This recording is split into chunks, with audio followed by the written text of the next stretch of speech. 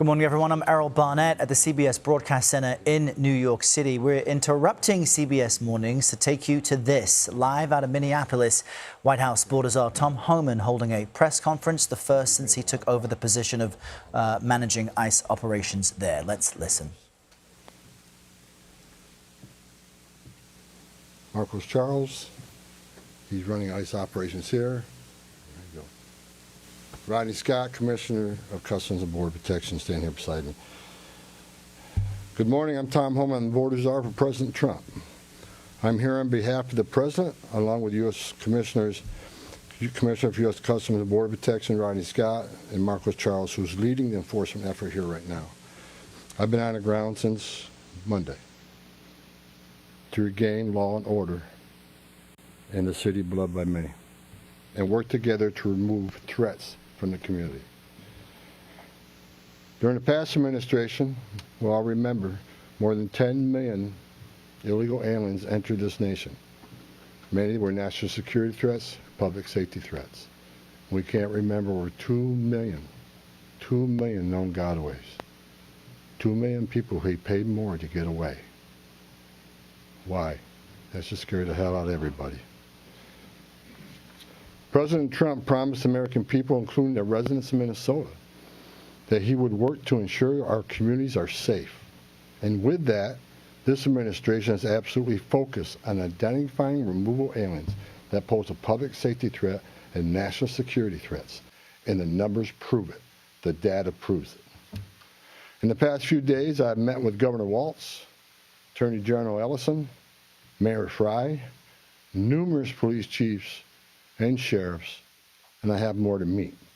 I'll also be continuing the dialogue with business and religious leaders in partnership with Minnesota, your community leaders. I'll be meeting with them too, because I want to hear what they have to say.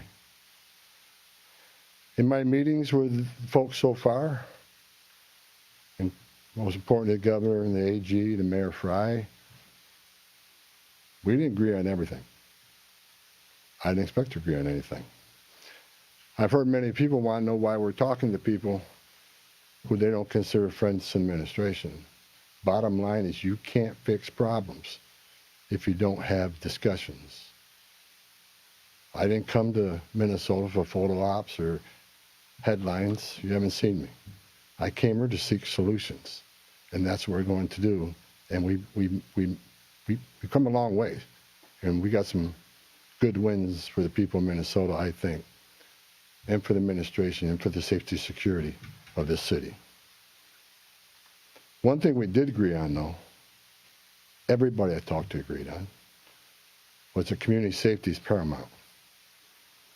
One thing we all agreed on was U.S. Immigration Customs Enforcement is a legitimate law enforcement agency that has a duty to enforce the laws enacted by Congress and keep this community safe.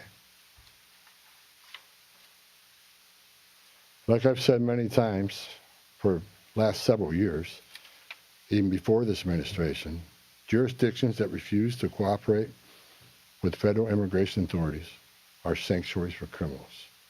Sanctuary cities are sanctuaries for criminals, and endangers the residents of the community.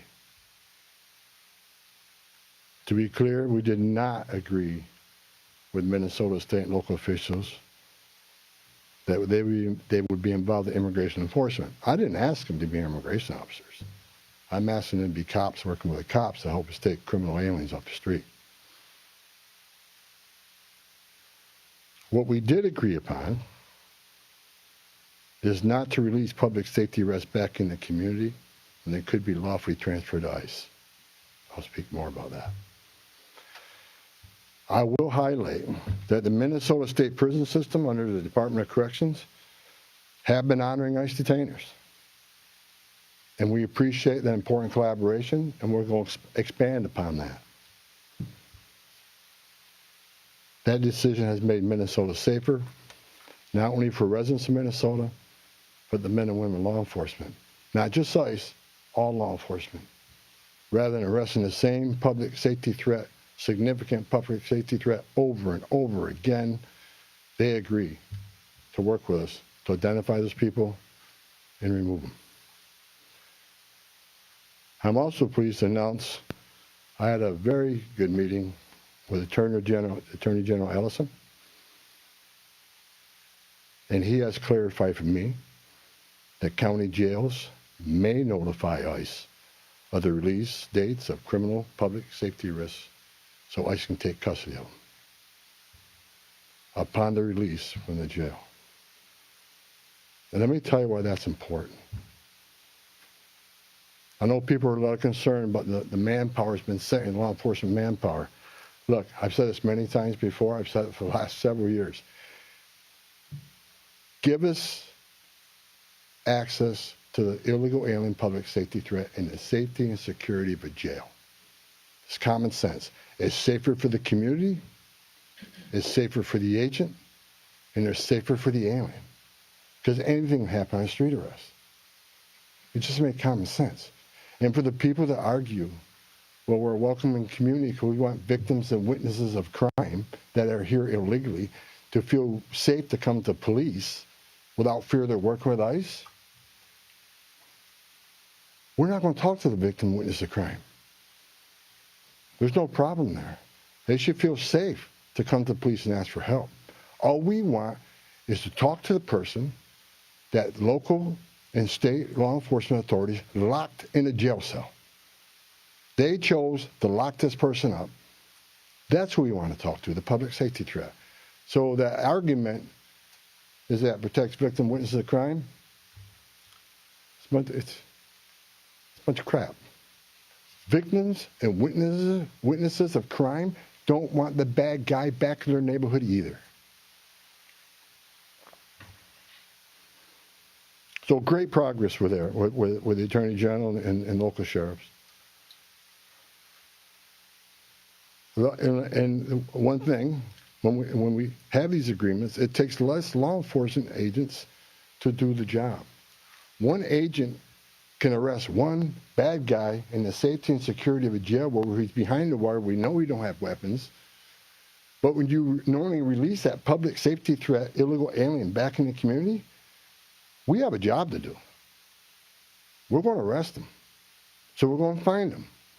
And what happens is now we got to arrest somebody on his turf. We have access to who knows what weapons. Now we got to send the whole team out. Cover the back door, cover the front door, officer safety reasons. Then because of the hateful rhetoric and the attacks on ICE officers, now we got to send a security team behind the arrest team. So what could have been done with one person in safety and security jail, now we got 15, 16 people out there doing it. I know that causes stress in the community. So if we get these agreements in place, that means less agents on the street. More agents in the jail means less agents in the street. This is common sense cooperation that allows us to draw down on the number of people we have here. Yes, I said it. Draw down the number of people here. Because we have the efficiency and safety of the jails and the prison.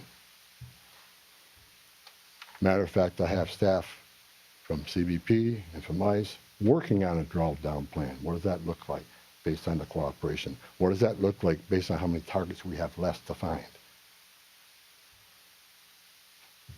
In my meetings with Governor Walz, AG Ellison, and Mayor Fry, as well as state and local law enforcement, again, I appreciate they all acknowledge that we do have federal immigration laws in this country that have been passed by Congress, and that ICE is in fact a legitimate law enforcement agency charged with enforcing those laws.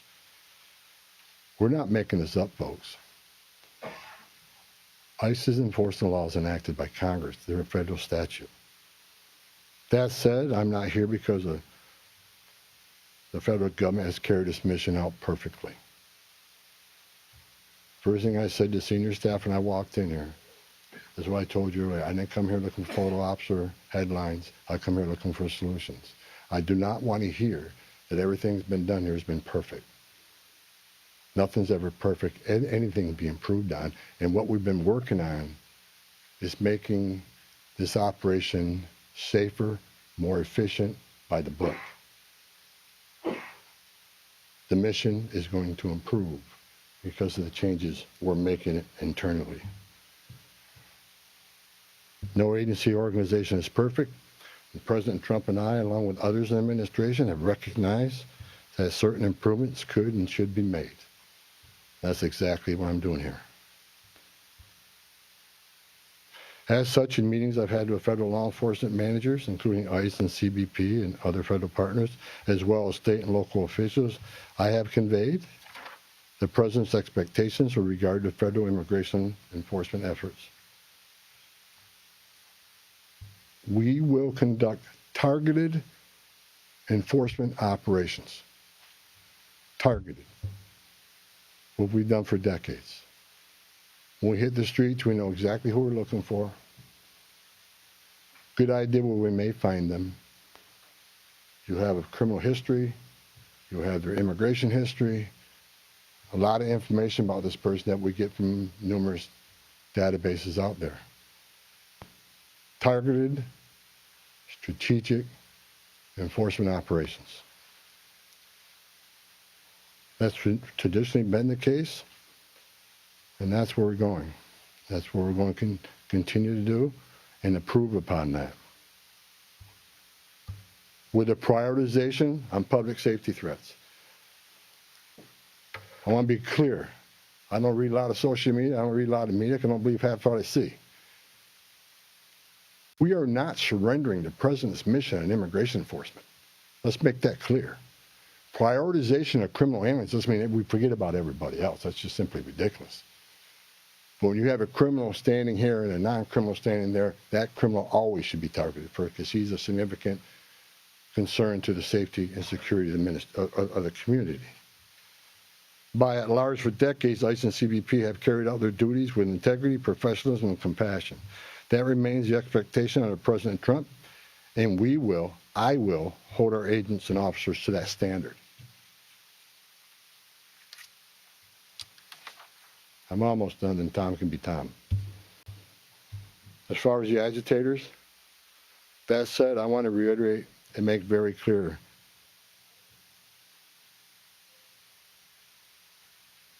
I want to make it clear, ICE and CBP officers are performing their duties in a challenging environment under tremendous circumstances, but they're trying to do it with professionalism. If they don't, they'll be dealt with. Like any other federal agency, we have standards of conduct. They are sworn law enforcement officers working tirelessly to enforce our country's border security and immigration laws, protecting the interests of our country and preventing dangerous people from walking the streets of this nation when they're not supposed to be here to begin with. Men and women of ICE, I was a Border Patrol agent. I was an ICE agent. I was the first ICE director that came up through the ranks. I spent over 40 years doing this. These men and women that carry that badge and gun are American patriots. They put themselves on the line for this nation every day. But I want you to remember, they don't hang their badge, they don't hang their heart on a hook every day they come to work. They're mothers and fathers too. They're sons and daughters too. And if they've seen a fraction of the tragedies I've seen in my career, they take a lot of damage home to every day. The things they've seen, especially on the border with Border Patrol agents. People drowning in the river. Women being raped by criminal cartels. Giving CPR to a baby that was thrown in the river by the cartels because Border Patrol came too close. So let's throw the baby in the river. That way the Border Patrol was concentrating on that so I can get away. These men and women see some terrible things. But I want you to remember, they're mothers and fathers too. Many of them are members of this community. God bless every one of them. The hostile rhetoric and dangerous threats and hate must stop. And we all agreed to that. All everybody met here today, we got to stop the rhetoric, the hateful rhetoric that has caused an increase in assaults. That has caused, because of that, have to send security teams out with arrest teams, which surge the city with additional resources because of the rhetoric, because of the threats, because of the assaults. Again, with the agreements we've achieved and following through the agreements, with the rhetoric dropping down, that allows us to pull more agents out once we feel the environment safer.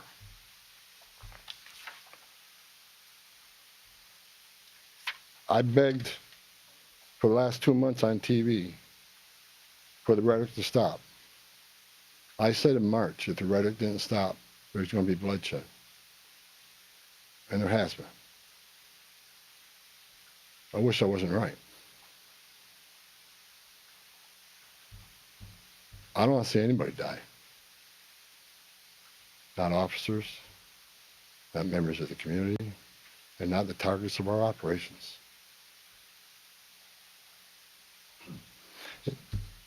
For the people out there that don't like what ICE is doing, if you want certain laws reformed, then take it up with Congress. Again, ICE is making this up. They're enforcing laws enacted by Congress and signed by the president. The same laws have been on the books for the last 6 presidents I worked for. I started with President Reagan and ending with President Trump. Every administration, we enforce the same laws. If you don't like what ICE is doing, instead of protesting this building, go protest Congress. Tell me you want changes. If you have your First Amendment rights, I support that. You have the right to protest. I'm just asking you to keep it peaceful. But threatening law enforcement officers, engaging in impeding and obstruction and assault is never okay. And there will be zero tolerance. You interfere, impede, assault an ICE officers, you will be arrested. Like I said a bit earlier in my meetings with Governor Walton, Ellison, and Frey, as well as state and local law enforcement, I appreciate they acknowledge this, that public safety should be paramount.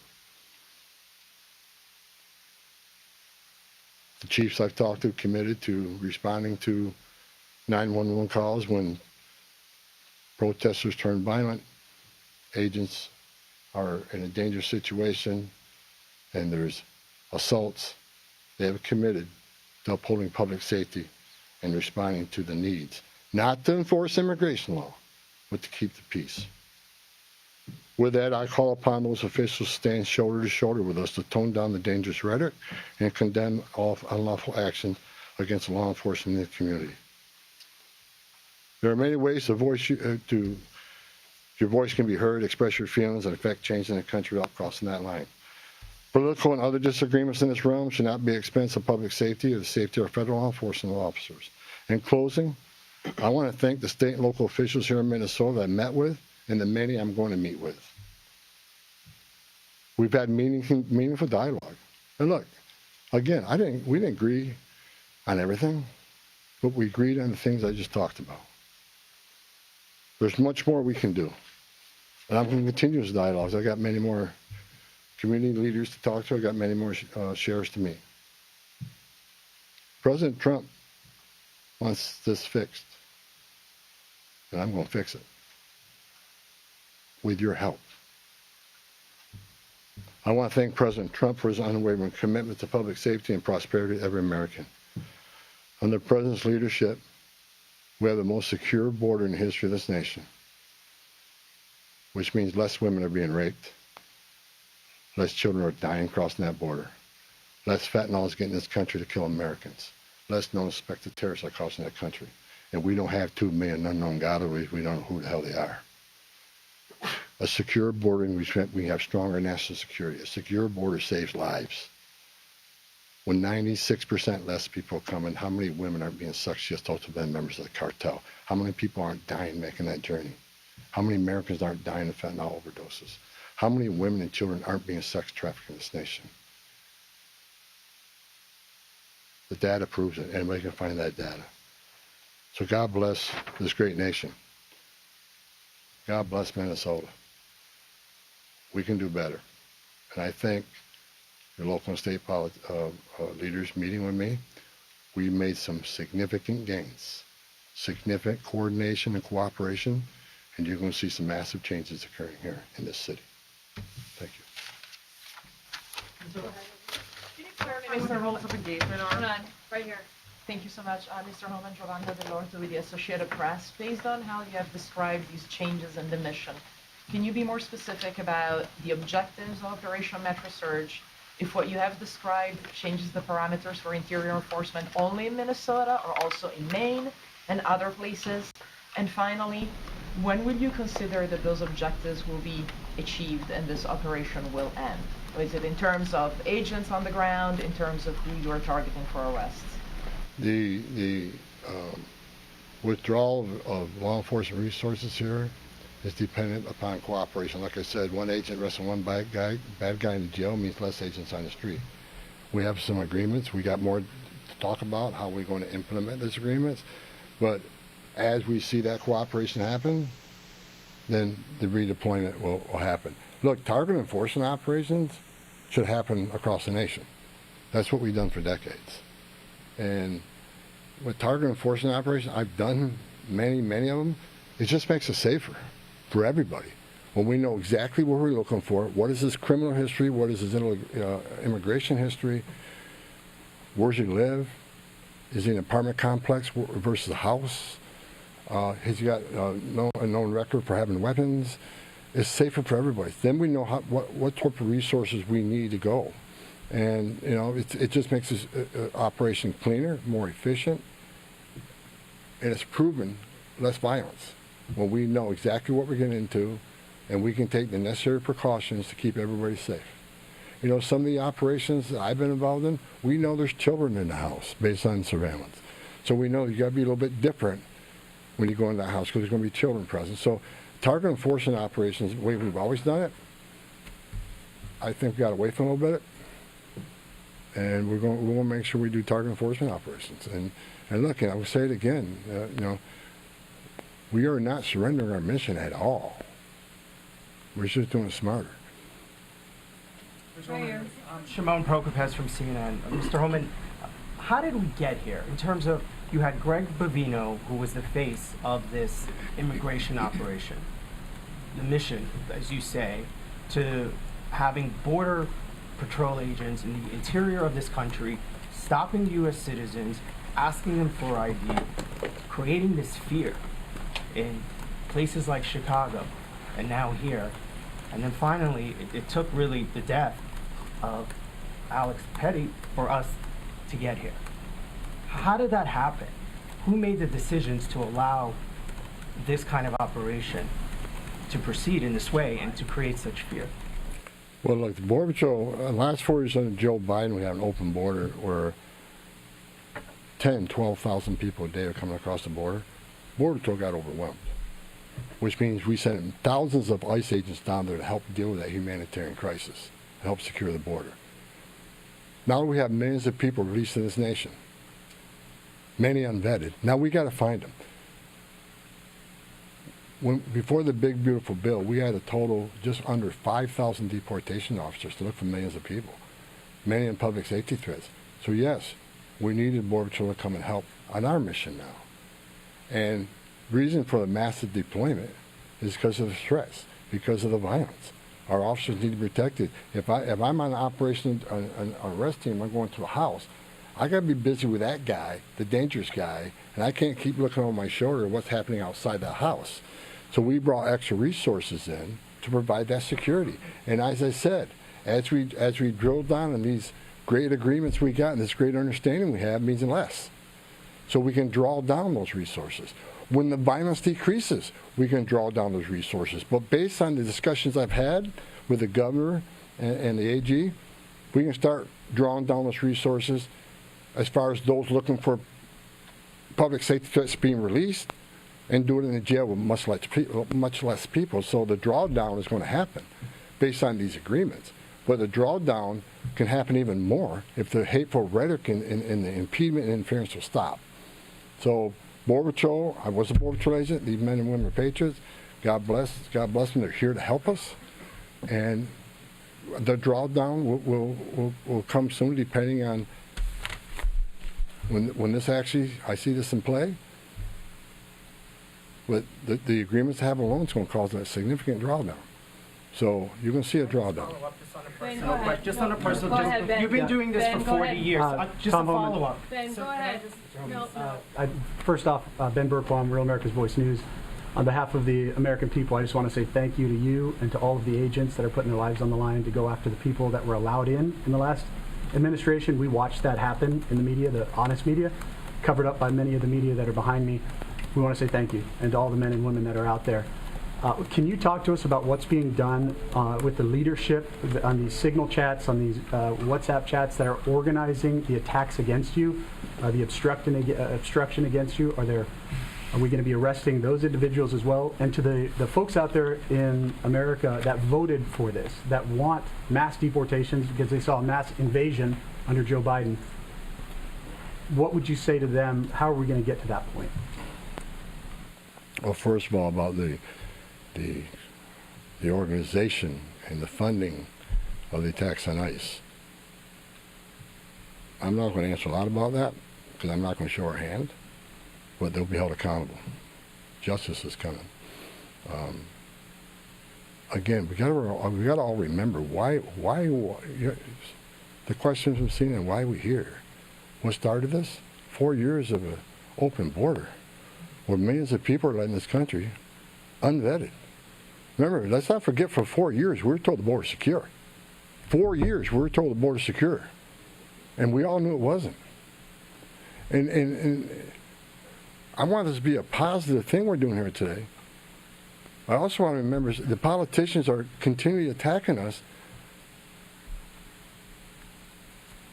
Where were they the last 4 years when the number of women and children sex trafficking went all-time high? Where were they when 250,000 Americans died from fentanyl coming across the border? Where were they when women and children are dying making that journey? Where were they when over 4,000 aliens making that journey died? Historic record. Where were they? Not a word. Now we're just trying to respond to what happened the last 4 years and keeping this country safe. And we're arresting a lot of public safety threats, take them off the streets, which make this country safer. President Trump promised to make this country safe again, and that's what we're doing. But my 2.5 days up here, we made a lot of progress. I think everybody agrees on the criminal and public safety threats. They agree it's much safer and easier to arrest an alien in a facility than send a whole team out in the field that's going to draw anger, because now we got to send a bunch of people to do something that could have been done by 1 or 2 people. And I've said this for years. I have no ill will to anybody in Minnesota. All the people I talk to, we're never going to agree on everything. We have different philosophies and different opinions on immigration, but we all agree this is a way to go to reduce safety, reduce crime, not reduce safety, reduce crime and increase safety for our operations. More people in the jail means less people on the street. It's simple math. Right here, sir. Lana Zach, CBS News. Everybody I've spoken with agrees that if somebody has a violent criminal history and is a fugitive, they don't want them as their neighbor. But when you're talking about a targeted operation, and are you talking about targeting people whose crime is coming to this country, or is it a more specific definition now? All operations will be targeted, but the prioritization are going to be criminal aliens, public safety threats, and national security threats. I've met with Marcos and his staff. We got a lot of them. We got a lot of them to keep us busy. So that would be our focus. So that is enough that's what, there is not going to be a focus on people who have no other crimes except for their status. If you're in the country illegally, you're never off the table. But prioritization doesn't mean but you forget about everybody. So let me say this. If the message we send is you can enter this country illegally, it's a crime, don't worry about it. You can have your due process, show up in court, not show up in court, get ordered removed, don't worry about it. Unless you commit a serious crime, you're good to go. If that's the message we send to the world, you're never going to fix this problem. The most vulnerable people in the world will make that dangerous journey like they did under the Joe Biden administration. Over 4,000 aliens died making that journey. And again, a significant increase in sex trafficking. Because when they did that and opened those borders up saying, we're not going to detain you, we're going to give you free health care, we're going to fly you to the city of your choice, put you in a free hotel room, give you 3 meals a day, and give you work authorization, we're just going to bring you in. And when they did that, they sent a message to the whole world, you can come and do this. And what happened? They overwhelmed the men and women of the Border Patrol, where many days 70% of agents were pulled off that line. 70%. You don't think the criminal cars had a field day with that? They created gaps for the cartels do their activity. And that's why you've seen the rise in fentanyl overdose. That's why you saw the rise in sex trafficking. The 2 million plus known gotaways, why did they pay more to get away? Why didn't they pay less, turn yourself in, get released within 24 hours? You get a free airline ticket to the city of your choice. We're going to give you a free hotel room, and we'll give you free food and free medical care. And you're going to get work authorization in 6 months. Why did 2 million people choose to pay more not to take advantage of that giveaway program? They didn't want to be vetted. They didn't want to be fingerprinted. That scares the hell out of me, and it does still. The Trump administration with ICE and Secretary Noem and Marco Rubio and the intelligence community, Tulsi Gabbard, we're all working together to try to identify who these people are, and we've already found many of them. But it's hard work to do. But there are national security threats walking this nation because of the last administration, and they are one of our main priorities too. Thank you. Can you please be specific about how many ICE and how many Border Patrol agents are currently operating in the state? I think we're near 3,000. There's been some rotations. Another thing I witnessed when I came here, I'll share this with you. I met with a lot of people, a lot of the agents. They've been in theater. Some of these people have been in theater for 8 months. So there's going to be rotations of personnel. Hopefully less now that we have some agreements. Maybe we can make it more efficient and safe. But they've been in theater a long time, and so there's rotations happen all the time to get people out here and go home, get some rest, and see their families. Day after day, can't eat in restaurants. Day after day, having people spit on you and blow whistles at you. Day after day, having all these threats at you. Day after day, having people trying to interfere with you. Day after day, they're human.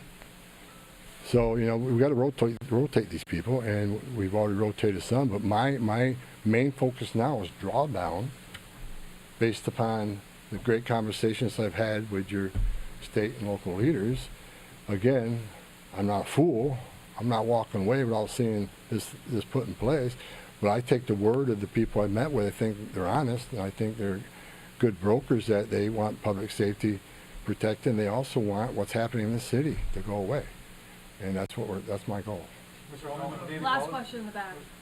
Mueller Newsmax. The new video of Alex Preddy is now circulating. Your reaction to that, and do you think law enforcement could have played a role if, like, let's say, Minneapolis police were able to respond to that? Have those top law enforcement officials said they'll help or do anything to help these agents who are out here? I'm not going to comment on any of these shootings. I said from day one, I said on any of these shootings, as a career law enforcement officer, we'll let the investigation roll out, let the investigation play out, and let it go where it goes. I'm not going to come out and make any comments that I think is right, wrong. Do I have an opinion? Yeah, my personal opinion, but I'm not going to share that with you. I'm going to tell you, let the investigation play out and see where it goes.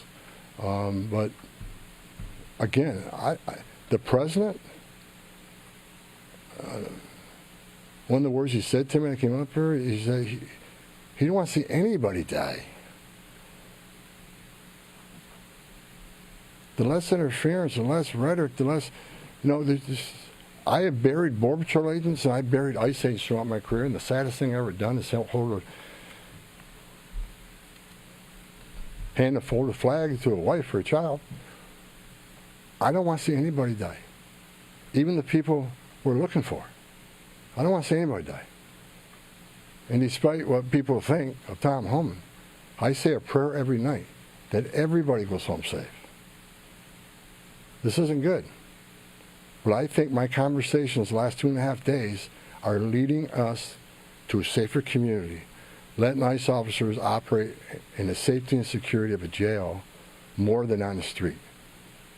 I think anybody here with common sense would say it's safer to arrest a public safety threat in the safety and security of a jail. And let me tell you, what is that going to result in? Less collateral arrests. When we go find that bad guy, when we find that bad guy, many times it's with others. Well, guess what? They're in the country illegally. We're going to enforce immigration law. They're coming too. You want less collateral arrest? Less from the jail. But we're going to enforce the immigration law. For the people to say we're here to surrender our authority and the mission of enforcing immigration law, you are wrong. We're going to do target enforcement operations, and we're going to prioritize the public safety threats and national security threats. That is what we're here to do. Sir, no more questions. Go ahead. No more questions, guys. Thank you. All right, we've been listening live there to President Trump's border czar Tom Homan speaking in Minneapolis for the first time since taking over and overseeing operations there after the ouster of Gregory Bovino. And he said he is there to seek solutions. The border czar saying that you cannot solve problems until you have discussions. He said that he's been speaking with state and local officials, so far is receiving more cooperation from them. And as a result, he says people in Minneapolis can expect to see a drawdown in ICE officials in the days and weeks ahead. CBS News correspondent Ian Lee was listening alongside us to the border czar's remarks and joins us now. Ian, what stood out to you? A significant announcement from Tom Homan that a drawdown of agents would begin soon. Yeah, a number of significant announcements, Errol. First off, he admitted that this operation hasn't been perfect.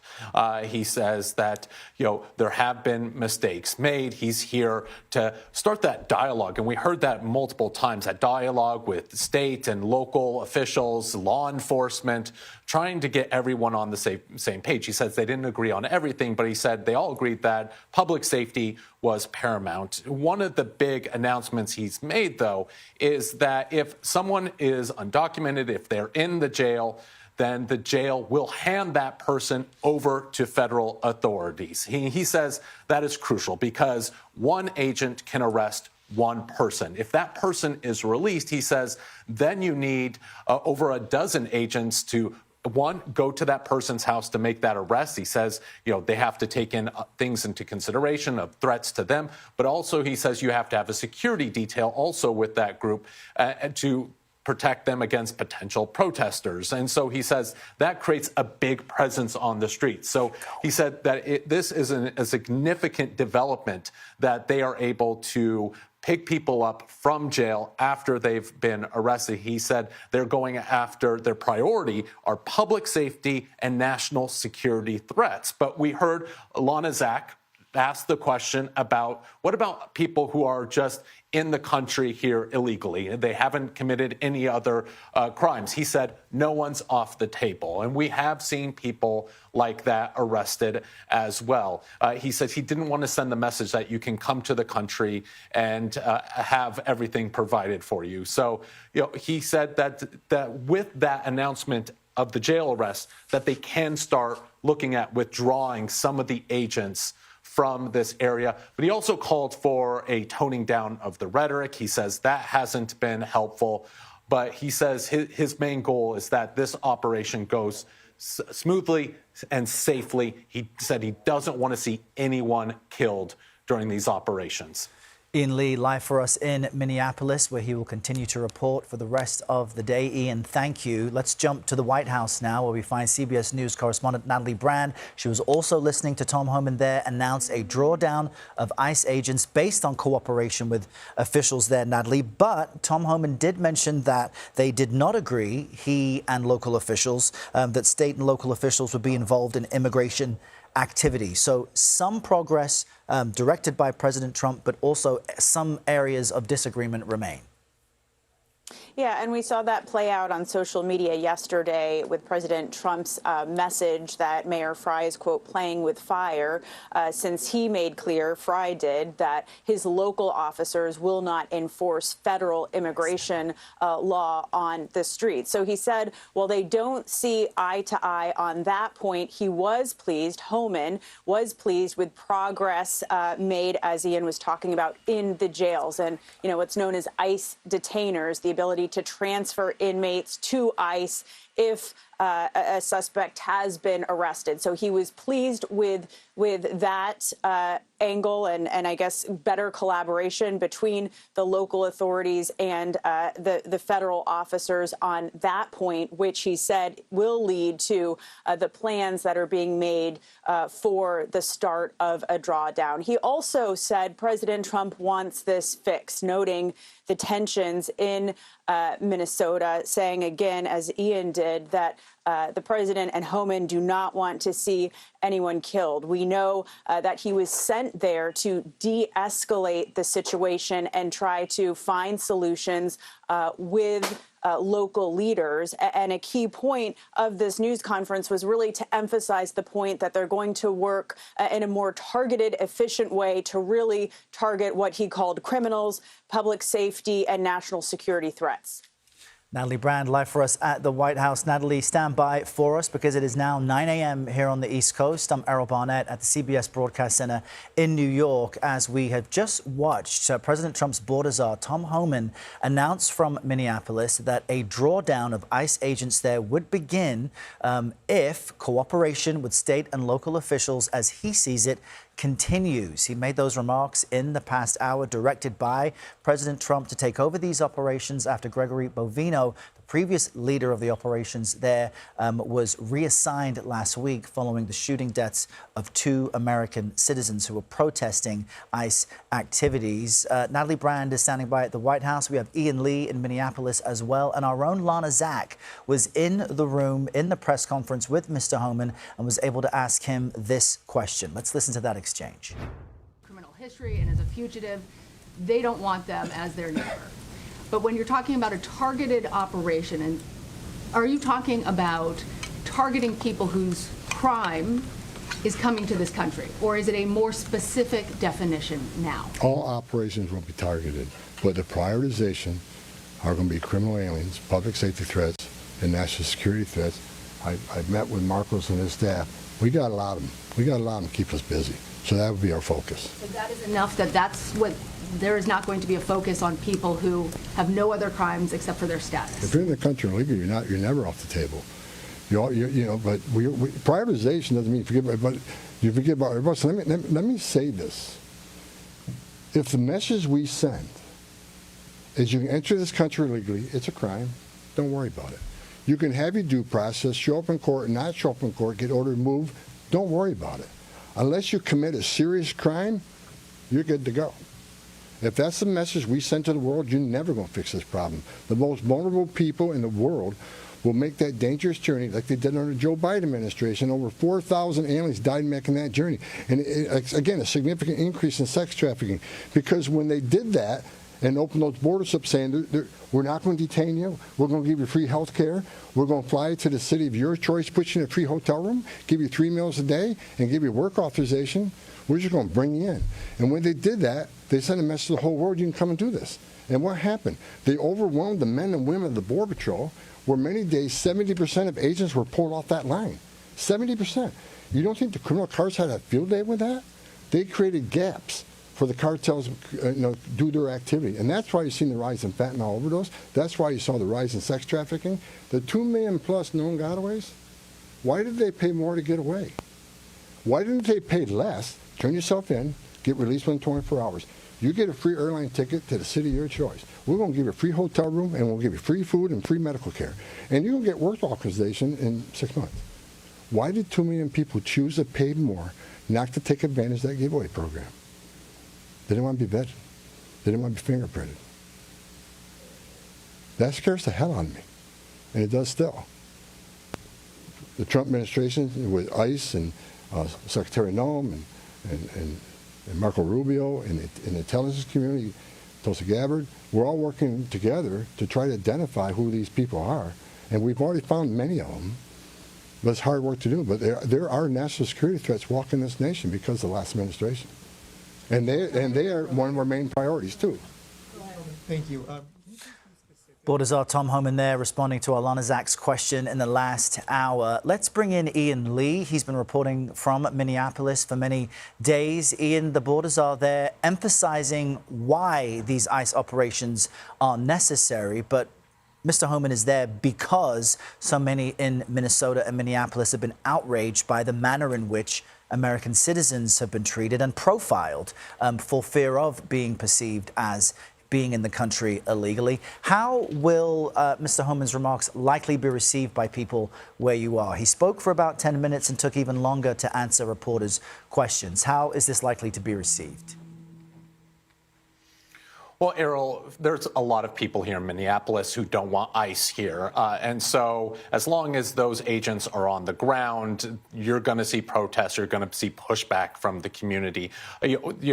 Tom Homan did say he came to bring law and order, but admitted that mistakes were made, and he's here to help rectify those mistakes. He's had a lot of meetings with local and state officials, he said, and one of the key takeaways is that if someone who's undocumented is in jail, then that person is now going to be handed over to ICE custody. And he says this is crucial because one person can arrest one person in jail because it's a secure location. He said if that person is released, which has previously happened, he says then you need these large operations, which we have been seeing around Minneapolis, where not only do you have agents going to make that arrest, and you need multiple of them for multiple contingencies, but he says you also need a security detail to help protect those agents for potential protesters. And that's where you see that friction over the past weeks. And so he says this will lower the temperature just because if you have those arrests in jail, you're not having that visible presence of all these ICE agents on the streets. But, and he says that will help withdraw the numbers here as well. But he said his priorities were public safety, national safety, security threats. But as we heard from Lana, his answer to Lana is that, no one is off the table. And we have seen other people arrested as well. But going back to the mistakes that were made, there have been Americans who have been arrested and rounded up. Possibly this is something he's going to look further into. But, they say they're not going to leave until this job is done. And Ian, in the backdrop of this, you have congressional Democrats trying to hold up government funding unless they get reforms from DHS, including ending roving patrols of ICE, tighter rules around warrants, a uniform code of conduct, and demasking these ICE agents and having them wear body cams. So the administration certainly under pressure. Ian Lee, we appreciate your live reporting and that of Natalie Brand at the White House. But stay close. We've got much more on this and the day's other big stories for you next. Vladimir Duthier and Kelly O'Grady will be right here momentarily for CBS News 24/7 mornings. I'm Errol Barnett. Stay right there.